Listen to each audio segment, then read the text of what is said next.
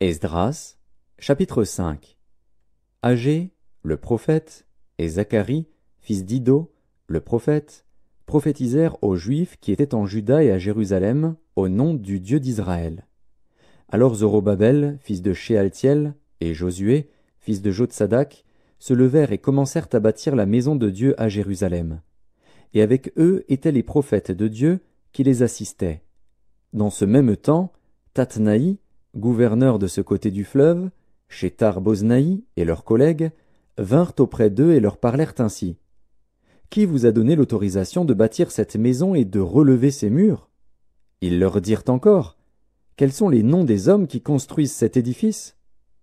Mais l'œil de Dieu veillait sur les anciens des Juifs, et on laissa continuer les travaux pendant l'envoi d'un rapport à Darius et jusqu'à la réception d'une lettre sur cet objet. Copie de la lettre envoyée au roi Darius par Tatnaï, gouverneur de ce côté du fleuve. Shethar-Boznaï et leurs collègues d'Apharzak, demeurant de ce côté du fleuve. Ils lui adressèrent un rapport ainsi conçu. « Ô roi Darius, salut. Que le roi sache que nous sommes allés dans la province de Juda, à la maison du grand Dieu. Elle se construit en pierre de taille, et le bois se pose dans les murs.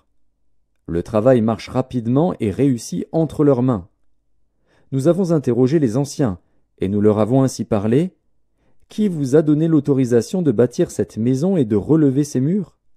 Nous leur avons aussi demandé leurs noms pour te les faire connaître, et nous avons mis par écrit les noms des hommes qui sont à leur tête. Voici la réponse qu'ils nous ont faite. Nous sommes les serviteurs du Dieu des cieux et de la terre, et nous rebâtissons la maison qui avait été construite il y a bien des années. Un grand roi d'Israël l'avait bâtie et achevée. Mais après que nos pères eurent irrité le Dieu des cieux, il les livra entre les mains de Nebuchadnezzar, roi de Babylone, le Chaldéen, qui détruisit cette maison et emmena le peuple captif à Babylone. Toutefois, la première année de Cyrus, roi de Babylone, le roi Cyrus donna l'ordre de rebâtir cette maison de Dieu.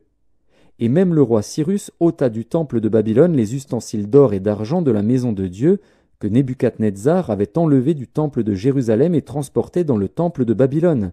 Il les fit remettre au nommé Sheshbatsar, qu'il établit gouverneur, et il lui dit « Prends ces ustensiles, va les déposer dans le temple de Jérusalem et que la maison de Dieu soit rebâtie sur le lieu où elle était. » Ce Sheshbatsar est donc venu, et il a posé les fondements de la maison de Dieu à Jérusalem.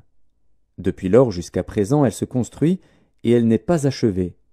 Maintenant, si le roi le trouve bon, que l'on fasse des recherches dans la maison des trésors du roi à Babylone, pour voir s'il y a eu de la part du roi Cyrus un ordre donné pour la construction de cette maison de Dieu à Jérusalem. Puis, que le roi nous transmette sa volonté sur cet objet.